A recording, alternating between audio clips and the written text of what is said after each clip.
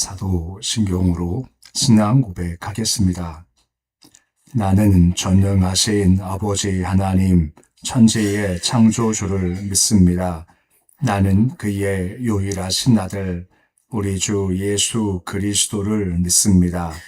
그는 성령으로 잉태되어 동정녀 마리아에게서 나시고 본디오 빌라도에게 고난을 받아 십자가에 못 박혀 죽으시고 장사된 지 사흘 만에 죽은 자 가운데서 다시 살아나셨으며 하늘에 오르시어 전능하신 아버지 하나님 우편에 앉아 계시다가 거기로부터 살아있는 자와 죽은 자를 심판하러 오십니다. 나는 성령을 믿으며 거룩한 공교회와 성도의 교제와 죄를 용서받는 것과 몸의 부활과 영생을 믿습니다. 아멘. 찬송가 383장 찬양하겠습니다.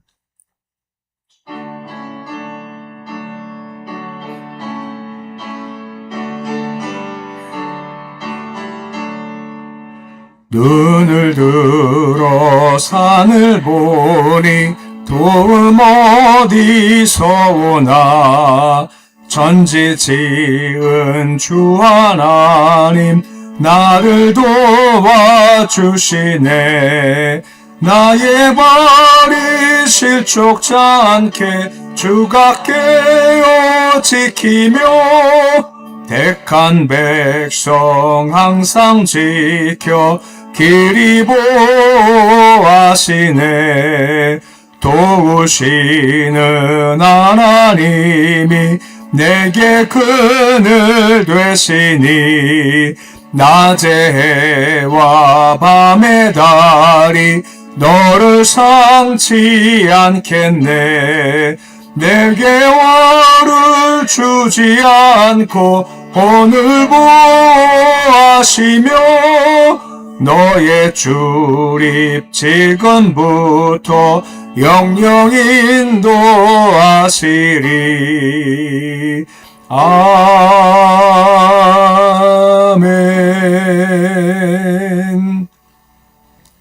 413장 찬양하겠습니다.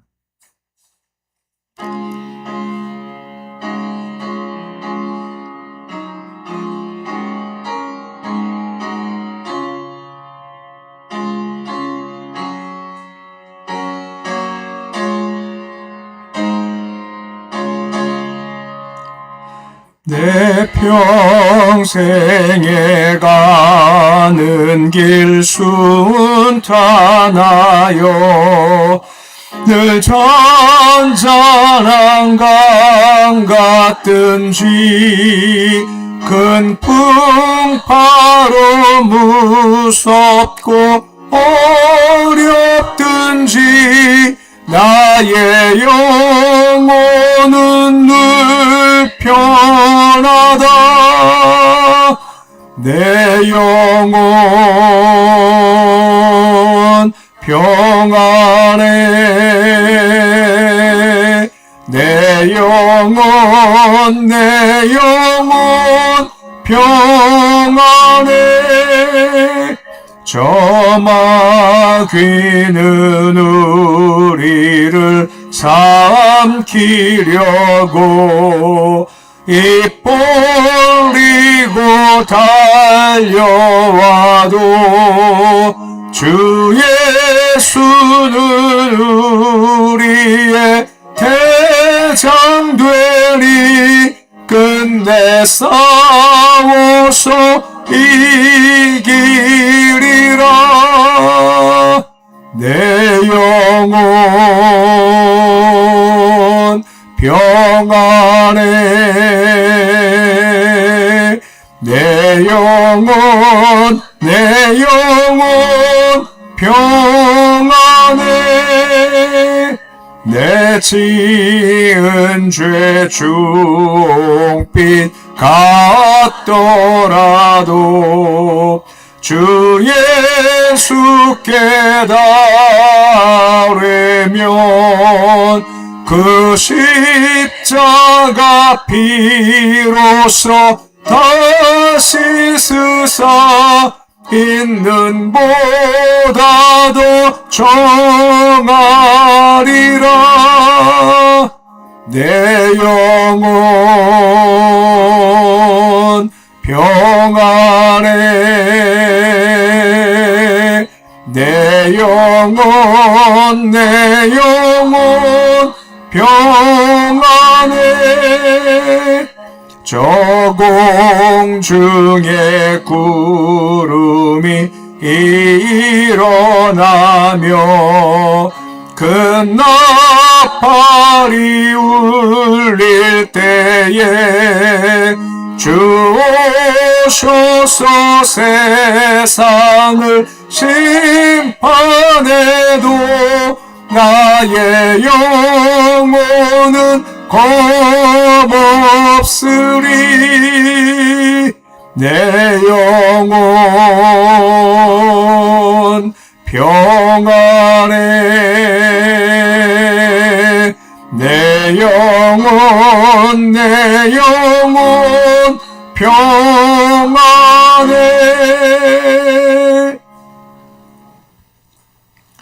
오늘 말씀은 요엘서 3장 16절에서 21절까지의 말씀입니다. 요엘서 3장 16절에서 21절까지 말씀입니다.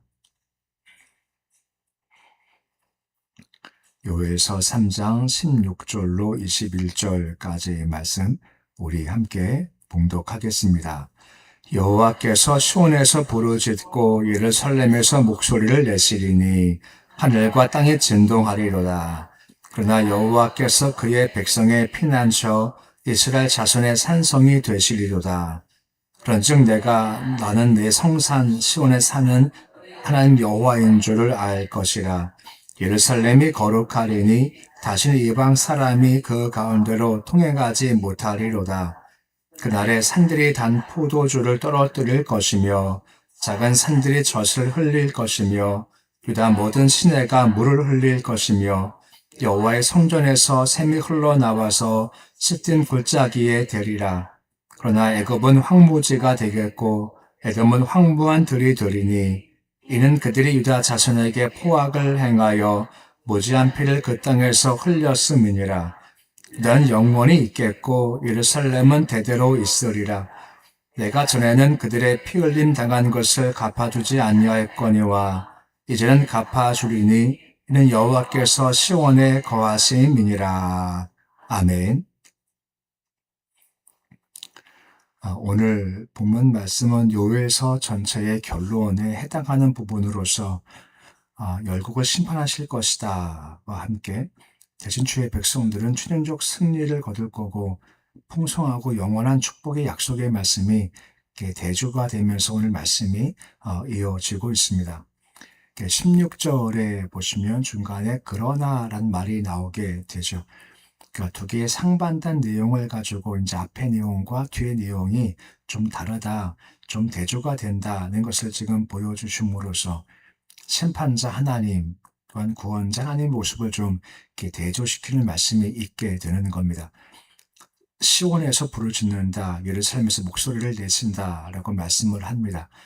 시온, 예루살렘 자세히 보면 조금 다른 의미를 가지고 있지만 전체적으로는 하나님께서 거하시는 초소라는 의미를 가지게 됩니다. 그동안 주께서 자신의 백성들이 고난당할 때 그냥 정해진 기간까지는 주께서 그냥 침묵하시고 참고 계셨죠. 하지만 때가 되면 주께서 개입하시고 심판하실 거다라고 하는 겁니다. 그래서 하늘과 땅이 진동되겠다라고 말씀을 하시는 겁니다.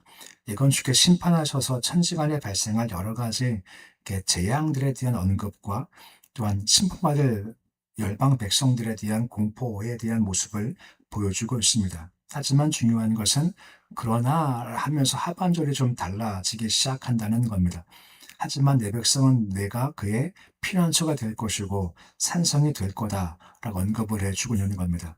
그때가 되면 이와 같이 믿는 자, 믿지 않은 자가 대조가 되어서 믿지 않는 사람들은 그와 같은 하늘과 땅이 진동될 만큼의 두려움이 있지만, 하지만 내 백성은 같은 상황이어도 내가 피난처가 되고 산성되게 그들은 안전하고 든든할 거다라고 말씀을 해주고 있습니다.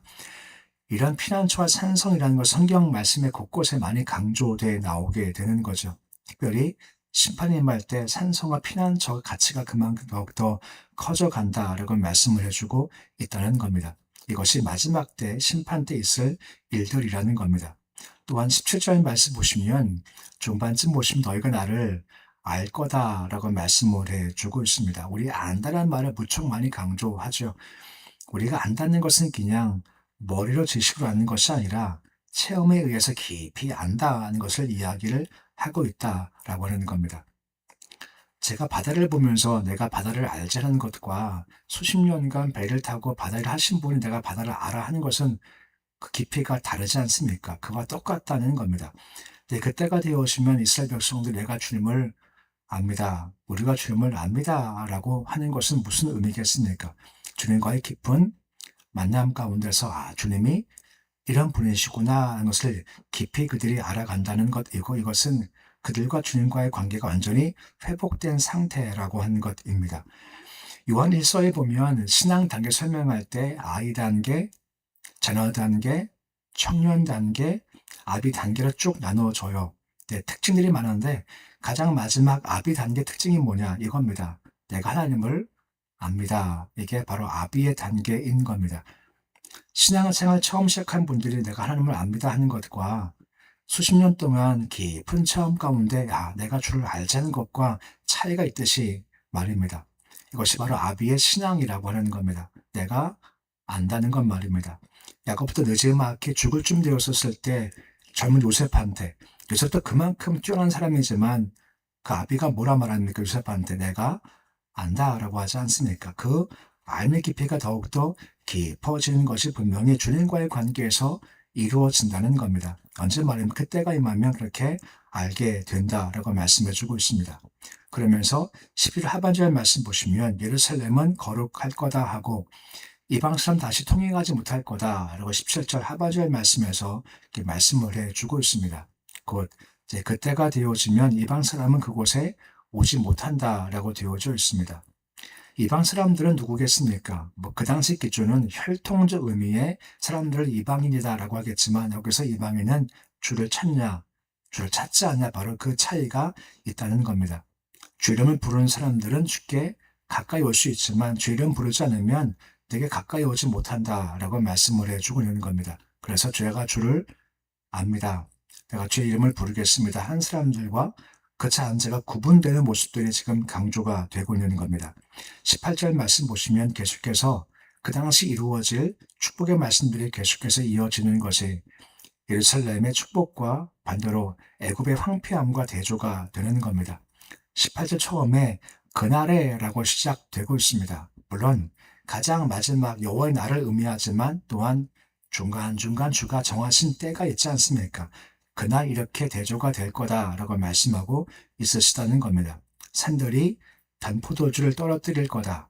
그 작은 산들이 젖을 흘릴 거다라고 말씀해주고 있죠. 포도주와 젖은 어떤 풍요로움을 상징하고 있는 겁니다. 뭐가 넘쳐나고 있다는 것을 지금 상징해주고 있는 겁니다. 주 이름을 우리가 부릅니다. 주를 내가 깊이 알아갑니다. 주께서 영적으로 회복시켜 주신다는 것은 그 뒤에 허락하시는 육적 양식 회복도 함께 주어진다라고 말씀을 해주고 있는 겁니다. 포도주가 젖이 많다는 것은 풍요로움이 있고 기쁨이 있고 만족함이 주어진 상태가 된다라고 하는 것입니다. 그 주님은 직께서 그때까지는 참 가만히 계시죠. 때가 아니기 때문에. 하지만 그 때가 되면 분명히 갚으신 분명히 있을 거다는 겁니다. 특히 가장 마지막쯤 보시면 시딤이라고 나오죠. 시딤 골짜기. 이 시딤이라는 것은 아카시아 숲이라는 뜻을 가지고 있는 것입니다. 이 시딤 지역 연중 건조하고 메마른 기후 때문에 식물이 잘 자라지 않는다고 합니다. 대신 건조한 땅에서 그나마 자라는 아카시아 정도만 자라는 곳이 시딤이다라고 부르고 있는 겁니다. 근데 말씀 보시면 그 시딤까지 물이 공급된다는 겁니다. 물이 공급돼서 그것이 달라지게 된다는 겁니다. 근데 18절 다시 보시면 물의 발원지가 어디냐라고 하는 겁니다. 바로 여호와의 성전에서 물이 흘러나온다. 샘이 흘러나와서 거기까지 흘러간다고 하는데 예루살렘에서 시든까지 대략 거리가 42km 정도가 된다는 겁니다. 우리 느낌상 42km면 가깝습니까? 좀 멉니까? 42km가요. 느낌이 확실히 물으면 제가 잘못한 거죠. 정답이 있을 수가 없죠. 42km가. 차를 타면 40km 가깝습니까? 뭡니까? 차를 타면. 가깝죠. 금방 가죠. 근데 그 당시 개념상 40km가 먼 거리죠. 그들은 기껏 해봐야 뭐 낙을 타거나 걸어가니 이것이 얼마나 먼 거리겠습니까? 우리가 뭐 40km가 뭐 그리 멀지 않아 싶지만 그 당시는 이것이 좀 먼 거리인 겁니다. 1000명이 많습니까? 적습니까? 1000명이. 뭐 다르겠지만 지금 1000명은 그렇게 많다라고 할 수 없지만 근데 성경 보시면 1000명이 모였다는 것은 엄청나게 많이 모였다는 것을 의미하죠. 좀 다르죠. 아무튼 좀 먼 거리인데 예루살렘에 시작된 물이 흘러가서 먼 거리 그 뜨거운 태양빛을 뚫고 가서 거기까지 물이 공급된다는 겁니다. 공급돼서 거기가 풍성케 된다라고 말씀해 주고 있는 거죠. 이만큼 은혜가 풍성하고 마르지 않게 된다는 겁니다. 이 말씀은 에스겔 47장에 나오는 비유와 똑같죠. 성경 문제방향에서 물이 흘러나와서 발목, 무릎, 허리, 또 헤엄칠만한 것까지 쭉 흘러가게 되죠. 그리고 그 가운데 있는 변화의 특징이 뭐냐면 다 산다는 겁니다.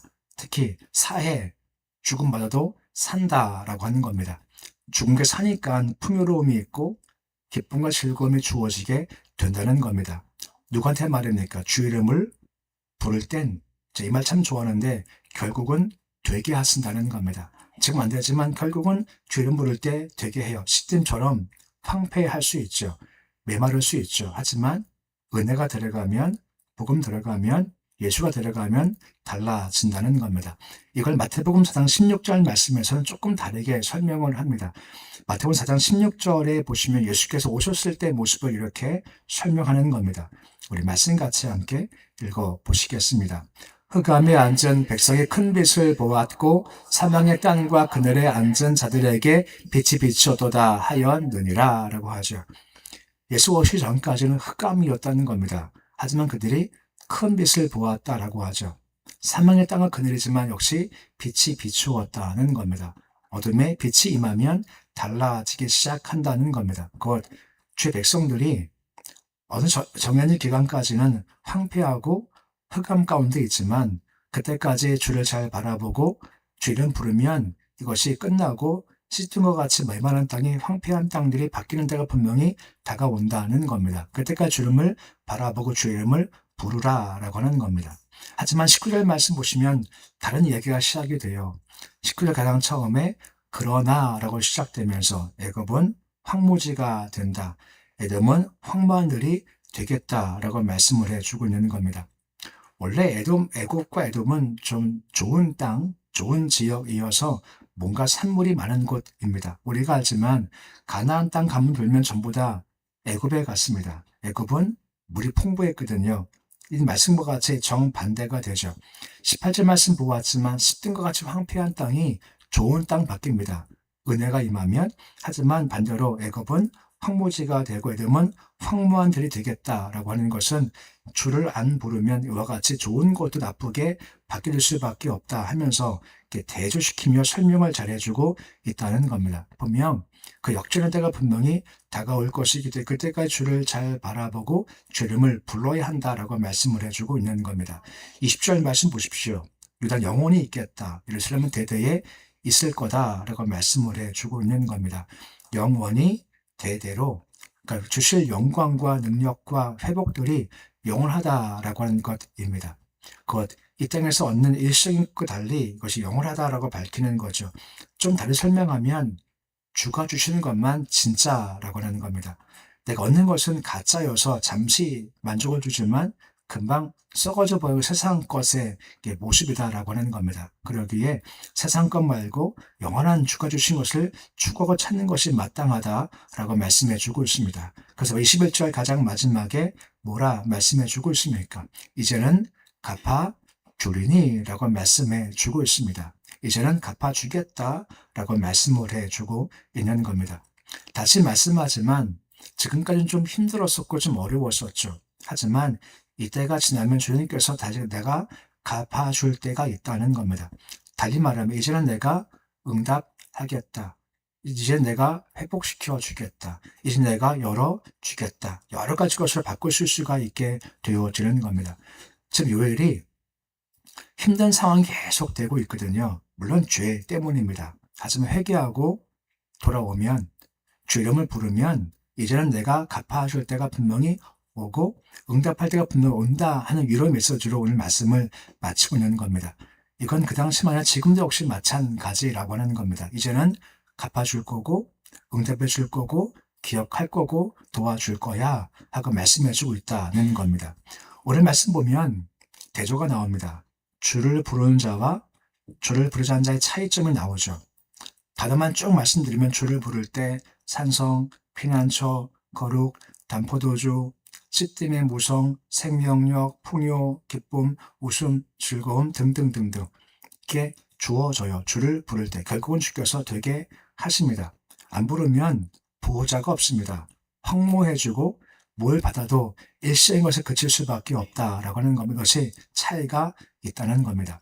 물론 이 현상은 중요하지만 말씀 보면서 제가 마음에 가장 깊이 와닿는 것은 이겁니다. 하나님을 내가 안다는 겁니다. 안다는 것은 신뢰한다는 겁니다. 하나님은 살아계시고 간섭하시고 응답하시고 신원해 주신다는 것을 내가 압니다라고 하는 겁니다. 주를 내가 알면 주를 기대하며 걸어갈 수가 있지만 주를 모르면 그 길을 끝까지 갈 수가 없게 되어진다는 겁니다. 내가 주를 압니다 하는 고백이 그만큼 참 중요한 거죠. 413장 찬송 불렀는데 가사 가운데 보면 2절 가사에 그런 가사가 있습니다.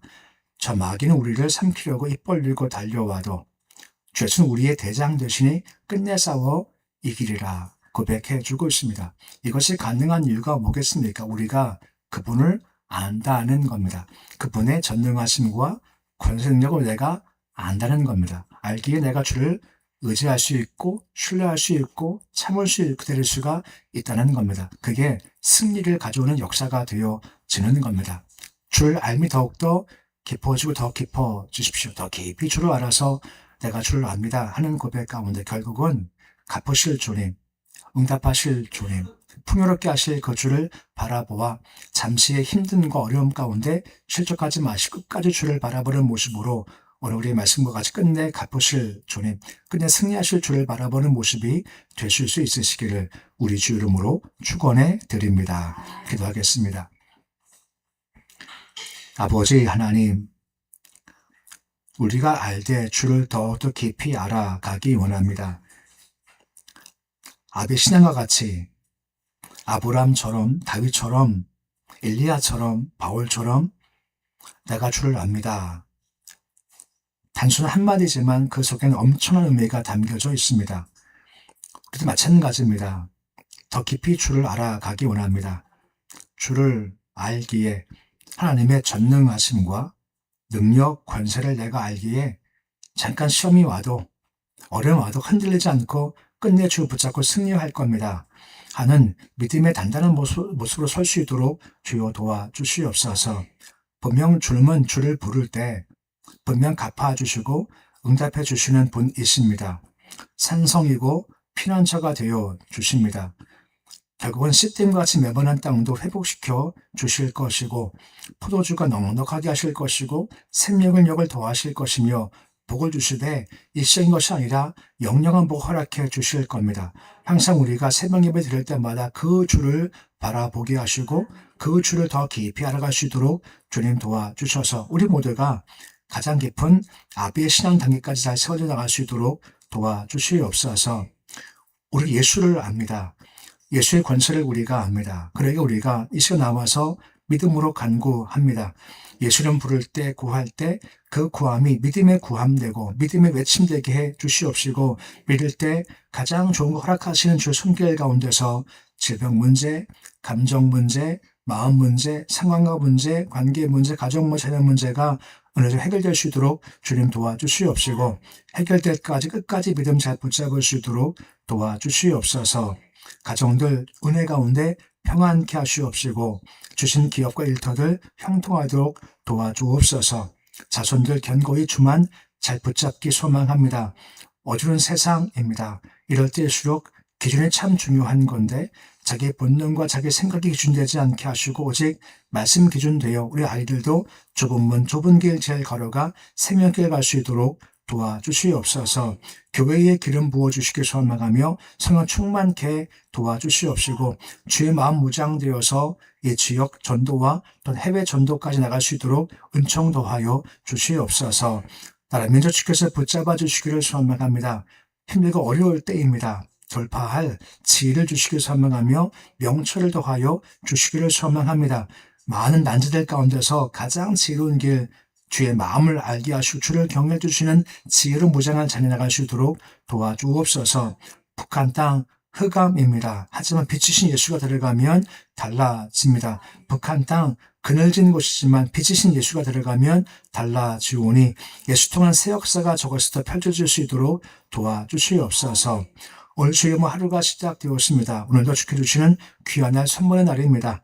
힘든 것도 있을 수 있고 어려움도 있겠지만 한숨보다 주를 찬송하게 하시고 두려움보다 기도가 되게 해주시옵시고 원망보다 감사로 고백하는 하루 삶 살 수 있도록 인도해 주시옵소서. 예수님의 이름으로 기도드립니다. 아멘. 하늘에 계신 우리 아버지, 아버지 이름을 거룩하게 하시며 아버지 나라가 오게 하시며 아버지의 뜻이 하늘에서와 같이 땅에서도 이루어지게 하소서. 오늘 우리에게 일용할 양식을 주시고 우리가 잘못한 사람을 용서하여 준 것 같이 우리 죄를 용서하여 주시고 우리를 시험에 빠지지 않게 하시고 악에서 구하소서. 나라와 권능과 영광이 영원히 아버지의 것입니다.